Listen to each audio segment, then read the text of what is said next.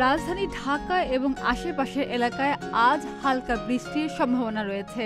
তবে বৃষ্টি হলেও তাপমাত্রা অপরিবর্তিত থাকতে পারে বলে জানিয়েছে আবহাওয়া অধিদপ্তর।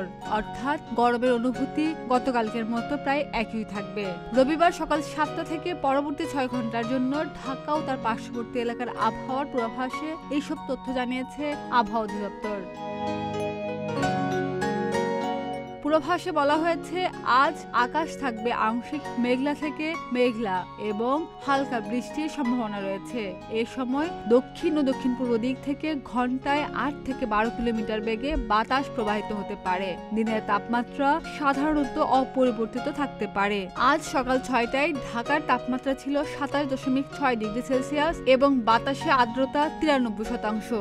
গতকাল ঢাকায় সর্বোচ্চ তাপমাত্রা ছিল 34 ডিগ্রি সেলসিয়াস। আজকে সর্বনিম্ন তাপমাত্রা 27.2 ডিগ্রি সেলসিয়াস। গত 24 ঘন্টায় 5 মিলিমিটার বৃষ্টিপাত রেকর্ড করা হয়েছে।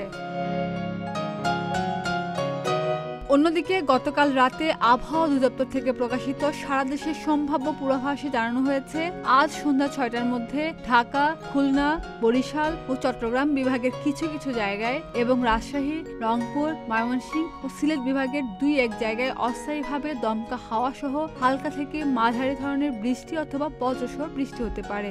একই সঙ্গে সারা দেশের কোথাও কোথাও মাঝারি ধরনের ভারী বর্ষণ হতে পারে। এছাড়া সারা দেশের দিন এবং রাতের তাপমাত্রা প্রায় অপরিবর্তিত থাকতে পারে। ডেস্ক রিপোর্ট, প্রতিদিনের বাংলাদেশ।